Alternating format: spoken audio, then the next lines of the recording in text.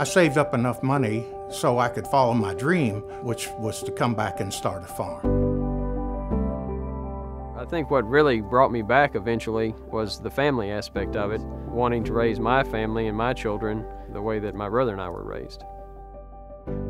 I was very blessed to live on farms where both of my grandparents, both sets of grandparents, lived until they were well in their 80s. I couldn't imagine a more nurturing educational environment. You know, farming's a really good life. I really love the excitement of farming. It's what we do. It's part of us. We live within nature. We're part of the DNA of this ecosystem. We feed people. We care for the planet. You're harvesting all that hard work, and all the time and effort that's put in from beginning to end is just very rewarding to me. My granddad would have thought we were nuts if we planted corn in March, but sometimes it happens. So in general, everything has shifted. It's not any one moment, it's not any one storm, it's not any one year or event, but in general, over the last 40 years, we're planting a month earlier than we did. It's not predictable. Used to, you could count on spring, you would have the spring flowers, and you would evolve into summer. Now it's like, it's just dramatic. You don't know what you're going to get. Seeing climate change and seeing it happen, it's happening gradually, but it's happening with a lot of volatility. That weather variability, that volatility, farmers have to deal with that. It just seems like here in the last 10 years, I'll say, and 5 especially, it just seems like that timing has been really hard to gauge. As the weather and the climate continues to change, I think our crop rotations may change. We may be looking for crops that are better suited to whatever the new normal is.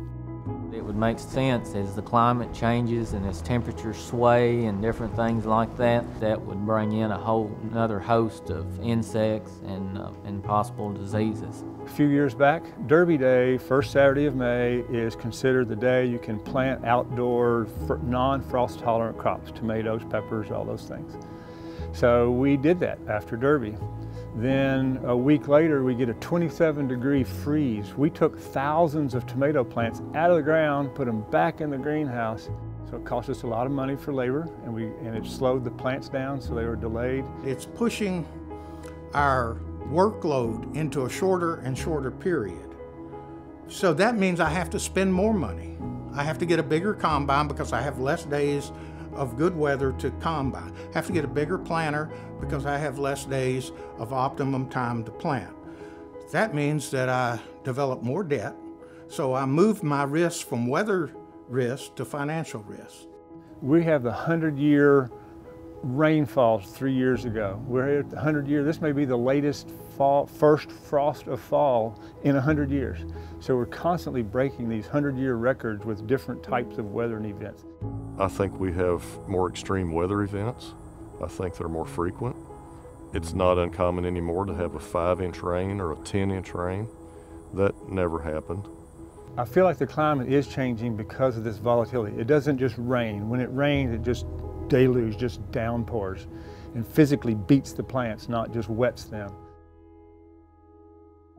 Yes, we're in a process of climate change, and it should be pretty obvious that if you take fossil fuels that took millions and millions of years to develop, and you put them back in the atmosphere in 200 years, you're going to have a disruption of equilibrium. Farmers deal with science every day, but farmers can't pick and choose which science we believe in, nor should anybody else, because science is science and climate is climate, and we're all in this together, and we need to be working together, and we're all part of the problem, and we all need to be part of the solution.